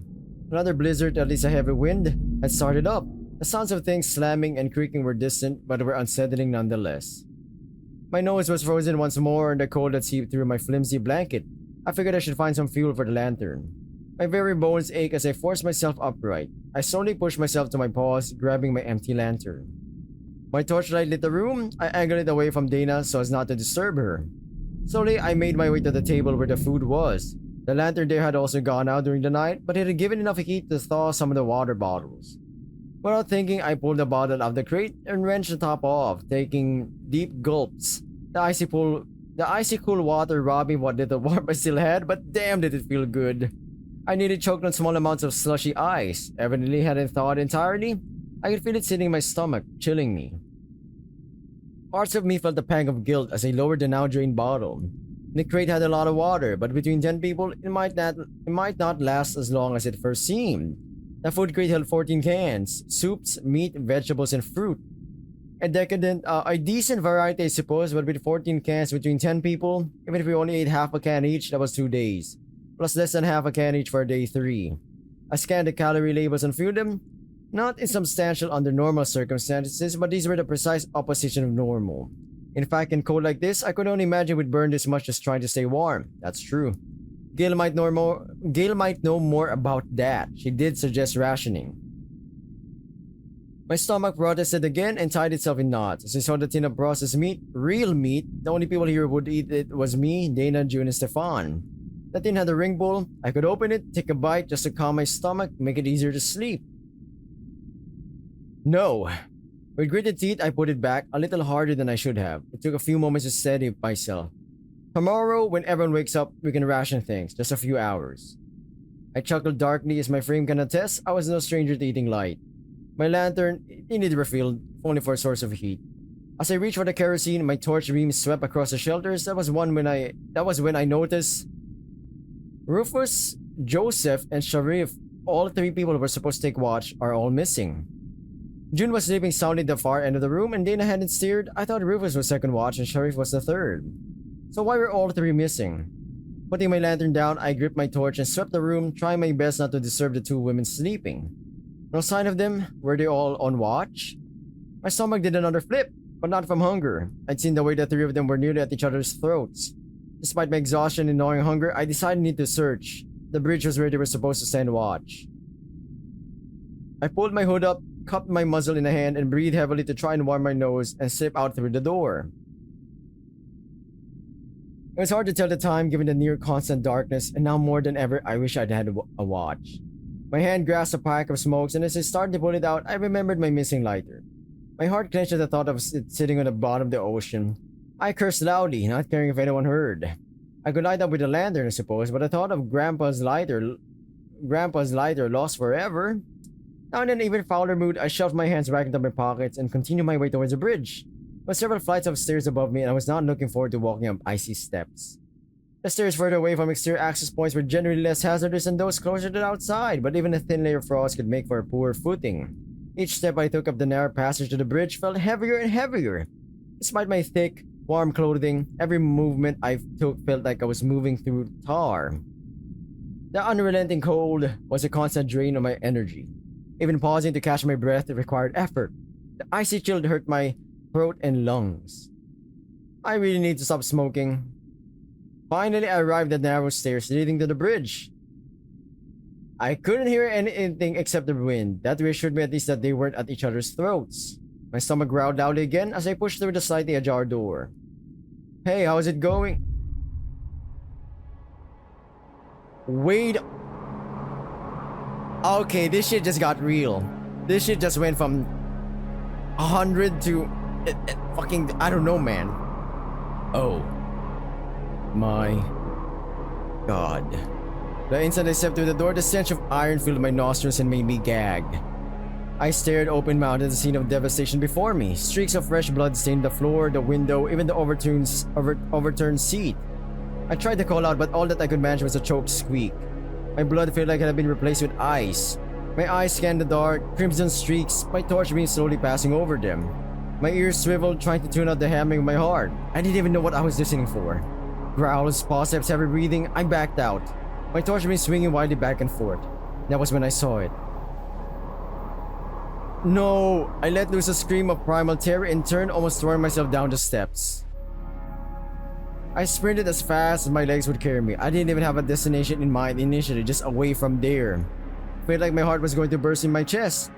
Even now, several decks down, I could taste the iron, the sickeningly warm stench of blood. Everyone, please! I saw the jerking twitches of June and Dana being jolted awake. June moaned, turned over and away from light. Dana opened her bleary eyes and met my gaze. What the fuck happened? 3 of our most abled guys are gone. Now let's assume they killed one another. I don't know how. I don't know. Within moments, she was upright, throwing off her covers. Oh, what happened? What's wrong? The bridge. Someone, so much blood. I could scarcely speak the words. The burning in my lungs from the near unbroken sprint from the bridge left me breathless. And the lingering that's fucking awful, man. Why is Garrett the one witnessing all this fucked up shit, man? Dana dashed over to Miss June, leisurely stretched and started to pull off her covers. The tigress gripped my shoulders and spoke to me like I was a child. Garrett, what happened? What's going on? Is it morning? Garrett, you stink of... She met my eyes even as my mouth flapped open, trying to describe what I saw. She knew. Take me there. Her voice was her. Thank God, Dana, come here, fucking annoying son of a bitch, you. While I might have been resentful in any other circumstances, her commanding tone was somewhat reassuring. It cut through the primal terror. The bridge. Oh, June. Oh, you know, what about the bridge? Is Joseph okay? Come on, you. Clearly, use. Yeah, I don't know what your plan is, June or Joseph. You're both sussy. Or maybe Sharif is sussy. Maybe, I don't know who's sussy now. Snap out of it, Garrett. Take us there. Do you understand? I gulped at her, my mind frozen by fear, but I swallowed and gestured to the door. It was the blood. Garrett! She shouted in my face, gripping my facial fluff and forcing me to meet her piercing gaze. Get a grip. Take us there right fucking now. She shoved me to the door. June glanced between us with dawning horror. I pushed the doors open and with a heart beating wildly with fear, I led them back to that horror. Thank God it's real. Thank God that it's real, but also, my goodness, I can't believe it's real. As soon as I ascended the stairs, Dana and June closed behind. The stench of blood overwhelmed me again. My empty stomach lurched, nearly making me throw up. If I'd actually had that can of meat, I almost certainly would have. Oh my God, Joseph! Even Dana, who I assumed would be used to blood, was appalled, surveying the scene in open-mouthed shock. Joseph! Joseph! June dashed in the midst of the carnage, frantically searching for signs of him. It could be Rufus or Sharif. They weren't in their beds. Can you hear us? Make a noise if you can hear us. My God, what happened? Oh God, someone fucking shat out blood? Better be. My own torch beam scanned the blood stains on the floor, following it off towards Dana, the door. Oh God, reaching over to the starboard side of the ship. Earnestly, we all ran to the door. It was being held shut by the fierce wind outside, but it had clearly been opened. So, God, you don't think... Joseph! We all ran to the edge, peering over the railing and shining our torches down. They likely missed Arran deck entirely and plunged down to the snow that entombed her. Oh, God. Oh my... Well, that helps rationing the food, I guess. 3 able-bodied dudes are gone. Oh, God. Garrett! I felt a firm hand on my shoulder and she spun me around, bringing her face close to mine. Get the others in the cabins, wake them up and bring them to the mess hall. What? I could hide the terror in my face, and Dana, despite her commanding tone, had fear etched in her expression.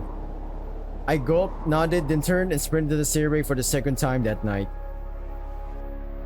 The cabins looked even more of a mess as I dashed through the corridor, screaming for people to wake up. I hammered on doors, pushing them open, yelling.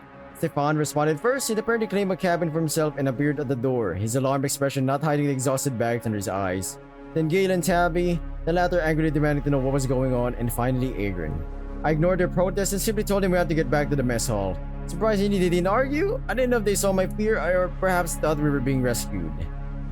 I didn't care. The sooner we were back in the shelter mess hall, the better. So we just lost 3 people. So we now have Garrett, the sisters, June, Dana. We're down to 7. From 10 to 7. 2 people were waiting for us, but they weren't Dana or June. Wait. Wait. What happened to Joseph then? If these two were the ones wait, what? The hell have you guys been? I was starting to think rescue would come and nobody thought to tell us. And what is the ruckus about? I heard Garrett screaming from halfway across the ship. I'm as confused as you are, Garrett. Where the fuck have you two been? Both was bristled and Sheriff unfolded his arms, preparing to be insufferable when Dana and June slipped through the door. Whatever anger the two felt faded quickly into concern when they saw them. June was completely falling apart, tears streaming down her face, clinging to Dana. Gail dashed over and took her from Dana, holding her until she could guide her to a nearby bench to sit. June made no attempt to resist, sobbing softly. When she looked up and saw Rufus and Sharif, whatever hope she might have had that the blood belonged to one of them was torn from her and she gave a wail of despair. Would someone please tell me what the fuck is happening? Joseph, oh god! Joseph is missing in the bridge, it's a bloodbath. Oh shit. What are you all talking about? That's why where the fuck have you stupid? Second watch and third watch? All eyes turned to Rufus and Sharif, only this time their expressions were decidedly more fearful. Me? I got hungry and tried looking for more food. We'll all be starving soon with just that little box over there. I was in the laboratory. I was studying those carvings I found last night before I returned in for the night. Can anyone else vouch for you? Nope. Now wait a minute. You cannot be seriously accusing me of harming Joseph. The three of you have been at each other's throats since we started this fucking trip. True. Shut the fuck up. She snarled, Dana's correct. Let's not start killing one another. I get it. It's easy. It's the most likely thing. How do we know they actually did it? Before anyone starts pointing fingers, I want to remind everyone that the only person here who, as far as we know, does not have a motive against Joseph is June. So I think we should all start by establishing who has an alibi. It would seem that unless Rufus and Sharif have anything else to add, they do not. Now just wait a goddamn... Well? Yeah, I mean... I think it's safe to discount June for the time being. Garrett, who was in the room when you first woke up? Just you and June. And Tab and Gail, did either of you leave your cabin during the night? No, I don't think so. No. Tabby would not. She has phobia, unless somehow she's been faking it. She was firm, meeting Dina's gaze evenly. First of all, I didn't sleep at all. Gail didn't leave at all in the night, and neither did I, and no. Obviously, it means Gail can't vouch for me, so add me to your pin board of suspects. Fair enough, Arran and Stefan? Who, me? Stefan had been unusually quiet this whole time. In fact, I remembered he hadn't been at last night's meeting either. I was searching most of the night. I don't remember exactly when, but I crashed out in one of the cabins when I found a working heater. I just went straight to sleep. I was knackered from last night, so I never woke up until I heard Garrett screaming. Wait, are you seriously suggesting someone here is a killer? Tabby, you better shut up. That's not... No. Instead of the usual sharp rebuke, she sounded more pleading. Fearful glances cast about as well, we all start to realize the ramifications. Not necessarily. What does that even mean? The bridge is saturated with blood. Whatever happened, it was incredibly violent, and we found evidence that the victim was either dragged or moved himself to the bridge wing and fell. So first question here, who here is wearing different clothes? We're wearing the same thing. It's difficult to believe whoever attacked... Yeah, I was about to say. It's difficult to believe that whoever attacked Joseph got off scot-free as if they just simply flicked Joseph and fucking murdered him.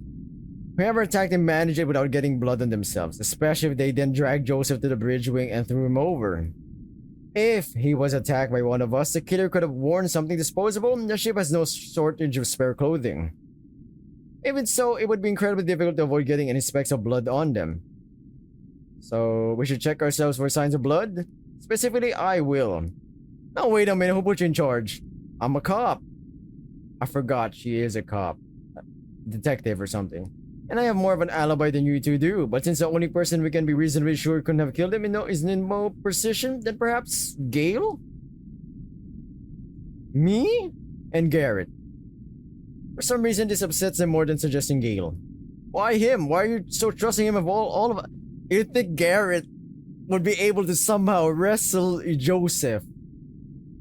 Skinny Garrett, who literally got knocked the fuck out, almost died, starving. dehydrated. Like, I'm just saying, man. Because Garrett found the crime scene and came here to tell me in June. He also has the most sensitive nose here, so if anyone has blood scent on them... Oh, wait a second, I've been to the bridge twice now, so you, me, and June at least will stink of blood. I understand that, but we have to make do with what we have. You aren't touching me. He glared daggers at me. What the fuck was his problem? Did he think I wanted to do this? You know, maybe I shouldn't... I'm sorry, you're saying you refuse to prove you don't have blood on you? I don't have to prove jack shit to you. As I recall, you chose to go to a cabin by yourself. What is that? So you not only have no one to give you an alibi, you were uniquely situated to slip away unnoticed, yes? Fuck you, you can't... Even if you like, I can check you. I won't touch you at all, okay? Let's just get this over with. Who gave you the right to demand we prove ourselves? Are you saying you don't care if one of us is the killer? Of course that's not what I'm saying. Look, check me first, Garrett. I got nothing to hide, and the sooner we're gonna all be sure, the sooner I'll be able to relax. Yeah, I don't think the mechanic would be able to... Wait a minute. I nervously began to scan her clothing. Started with the hands and wrists and worked down. Arran, shall we? No, I'm next. Get this bullshit out of the way. Using my beam, I scanned as closely as I could for signs of blood. I was careful not to touch her. Last thing I needed was for this to get confrontational. First her arms, then her back and torso, then her legs, and finally her boots. In time, I sniffed as subtly as I could. The scent of blood was faint, but it wasn't coming from her. My stomach lurched as I realized it was coming from me. Regardless, I couldn't see a drop of blood. When I straightened up and gave her a smile and nod, I couldn't tell which of us was the more relieved. One by one, each of us submitted the search. Dana did Rufus, then Sharif, who insisted it would be next after Rufus. Ruff. I searched Gale once she was done with Arran, then Stefan. Finally, there was just me, then Dana. Dana went first, Gale searching her methodically. My heart began to race. I knew I was innocent, but what if a speck got on me when I searched the bridge? Finally, Gale approached me. She gave me a haunted look. Clearly, she was as scared as I was before I assumed the same pose everyone else had. She scanned my wrists. I clenched my teeth, aware everyone was watching. Then she moved behind me, scanning my back before moving in front of me. I tried to avoid her eyes, fixing my gaze at a spot on the floor. As she moved down my legs, my fear grew. I'd walk on the bloody floor. What if... My mouth was dry, and I determinedly refused to meet the eyes with the suspicious glares I was getting. Dana, sort of vouching for me, had clearly not sat well with anyone else. Given her lack of tact, it could simply be she didn't think of it or didn't care, or maybe she stood, sighing and giving me a reassuring look. So whatever attacked Joseph is not one of us. Assuming right now. So we're all clean. What does that mean? So something attacked Joseph. Well, it's not impossible, but it's unlikely any of us are responsible. But that leaves a question as to what happened to Joseph. Polar bears? Do they live around here? Wherever here is, I guess. Can I? June finally spoke up, her voice so soft it was barely a whisper. I want to look for him. June, my dear, if what Dana has described is true, then I have to find him. She was louder now, rising to her feet with a fierce gleam in her eye. All this talk, you don't know if he's dead, you didn't find his body, you didn't even try to look.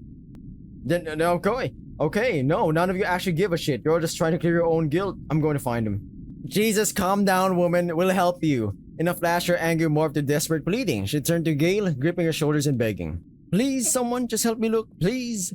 An uncomfortable silence fell as she looked at each of us in turn in entreaty.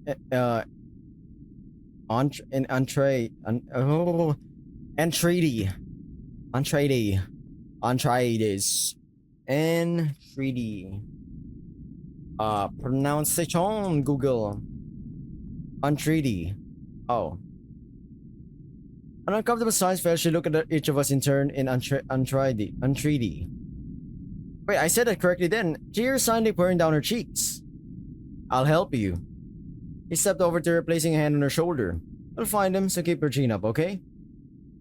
Alright, Stefan, you're sussy.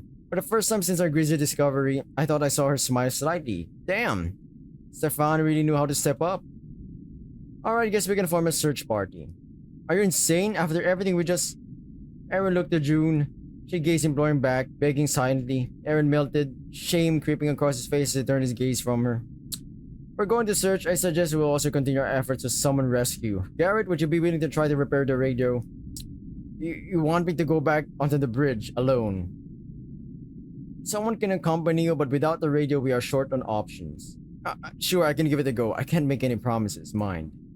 We can't ask anything more. And what about the engine room? Tabby, would you be willing? No, it's too dark down there. If the lanterns go out. Gale!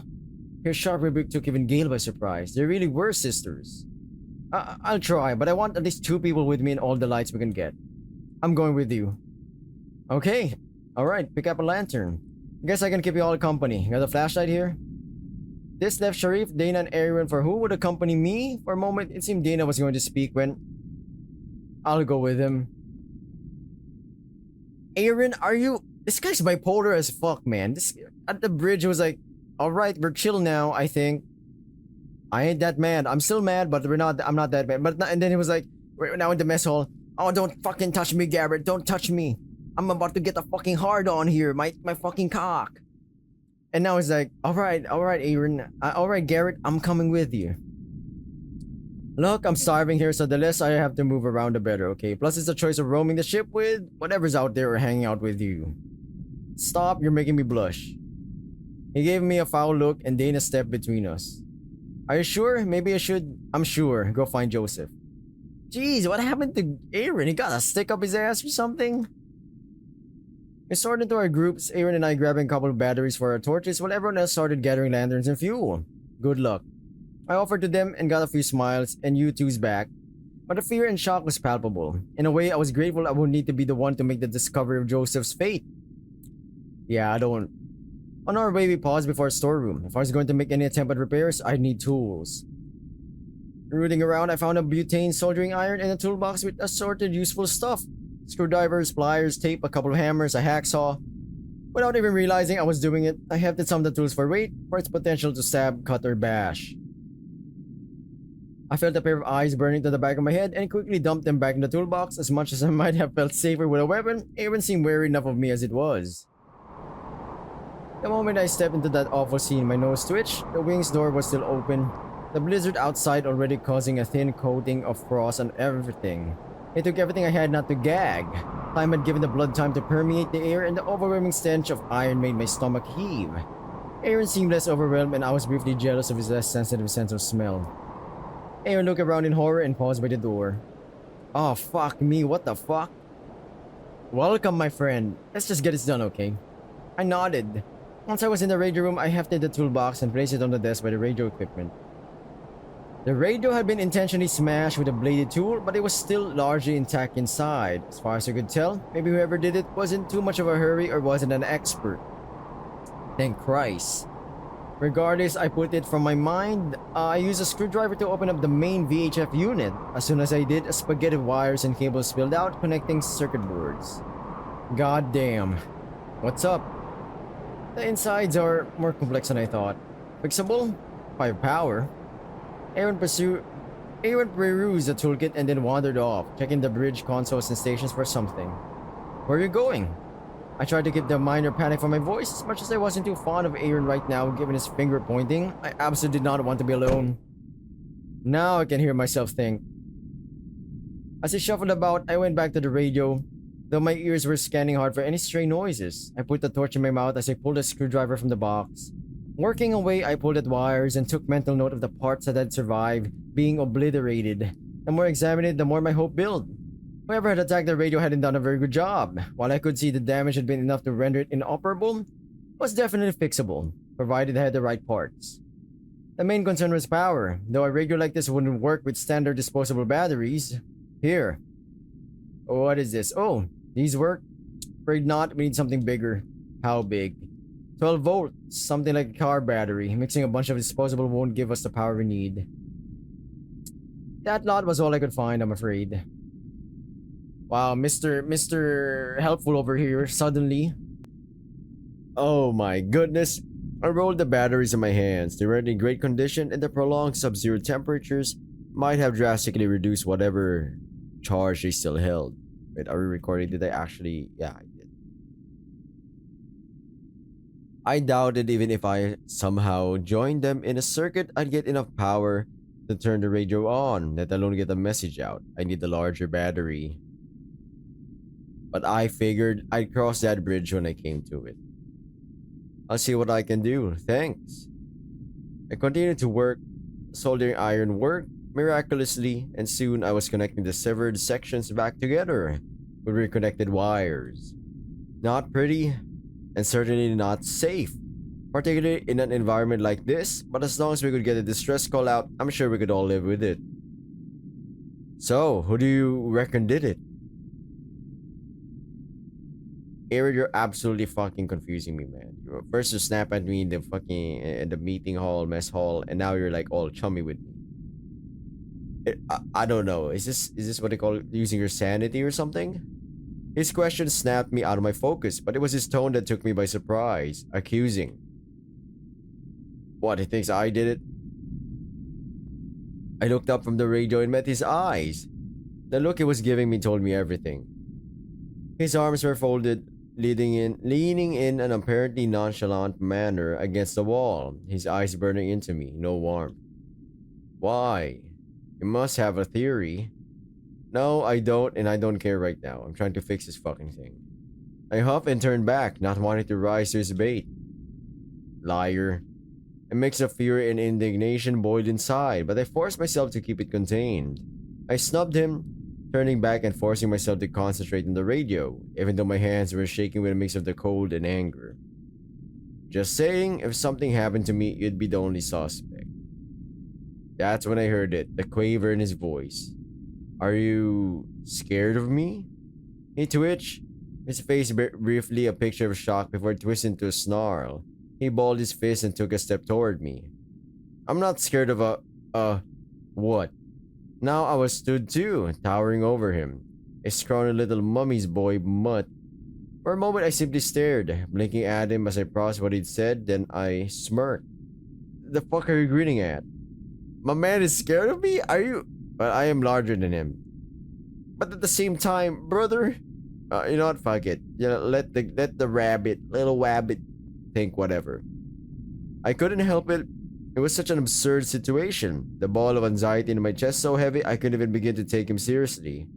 Is that the best you've got? He stood staring me down with a mutinous glare. If I hadn't seen him nearly shit himself at least twice now because of my temper, I'd be convinced he was about to punch me. As much as I wanted to give him a taste of his medicine, the familiar fierce scent permeating the room told me everything I needed to know. Aaron, I'm scared too, mate. Aaron, I'm scared too, mate. Or might.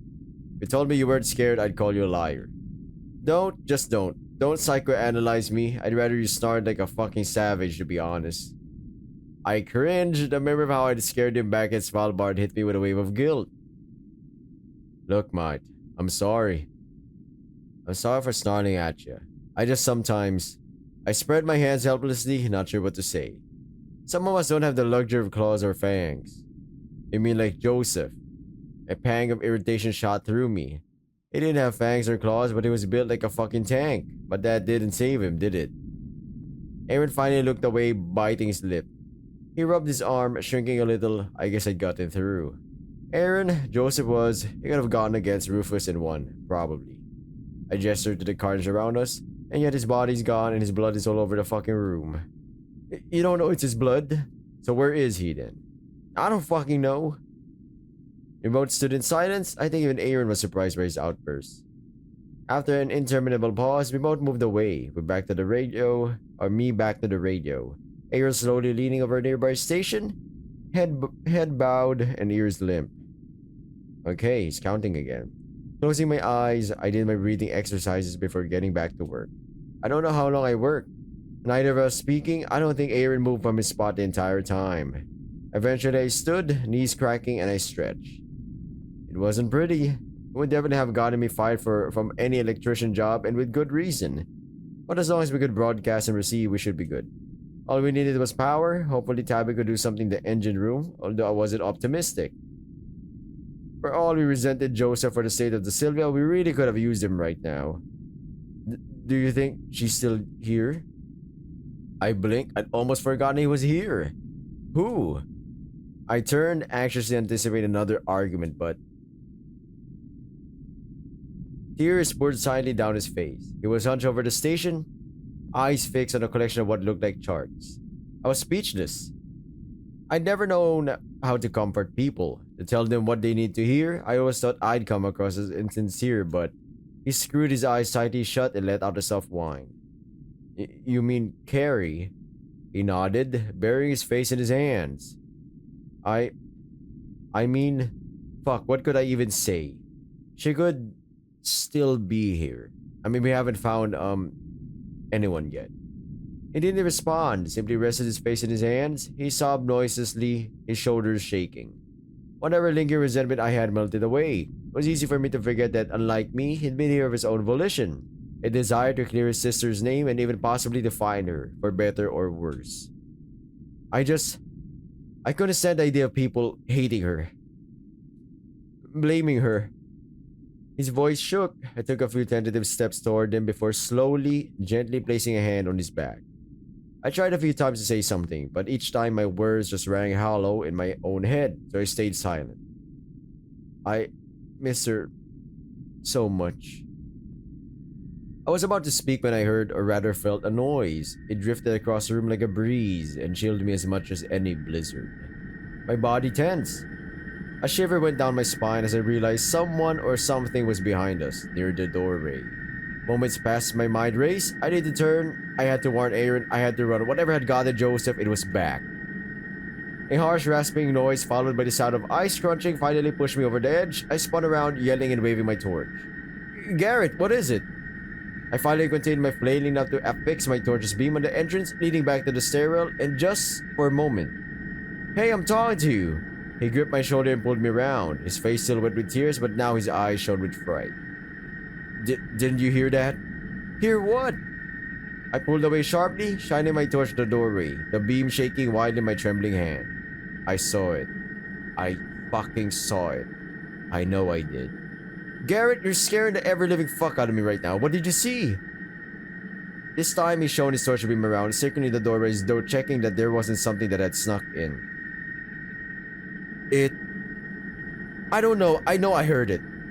If I hadn't been petrified, I'd have been burning with shame, but my instincts were on high alert. Every howl of wind, every creak of exhausted steel, my ears picked it all up. Fuck only knows what Arran's radar-like ears was detecting at this point. But then it hit me. If Arran wasn't detecting any noise, maybe... Oh, okay, let's both take a look, yeah? This time he seemed to be the brave one. He gave my shoulder a squeeze and pointed, directing me to move across the door. My heart felt like a fucking jackhammer. Slowly, we both approached the doorway, aiming our torches. I wish I'd held that screwdriver, as pathetic as it would be against whatever had gotten Joseph. With a nod, we both darted in front of the door, shining our combined light beams through the entryway where I'd seen that awful thing. And nothing. I could see the narrow passage leading down and not a single sign of anyone. For a moment, neither of us spoke. Slowly, we looked at each other. Arran's face was a picture of terror, and I could only imagine what mine was like. Then Arran snorted. I did so too, and within moments we were both giggling before breaking into full-blown laughter. You massive fucking cunt, you had me. I thought I was sure. Felt like an evil spirit flowed out of me. I was still scared, sure.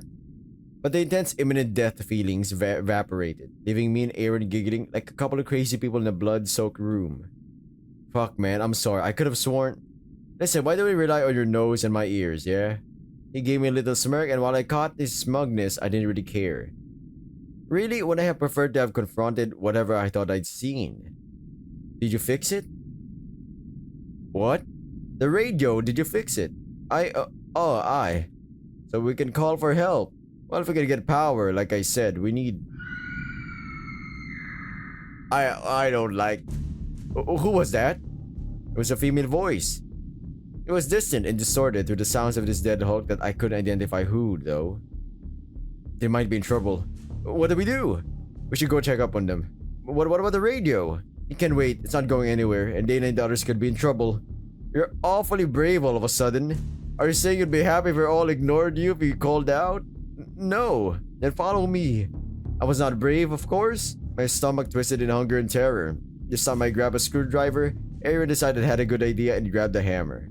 We made for the door in the oppressive blackness of the ship's interior.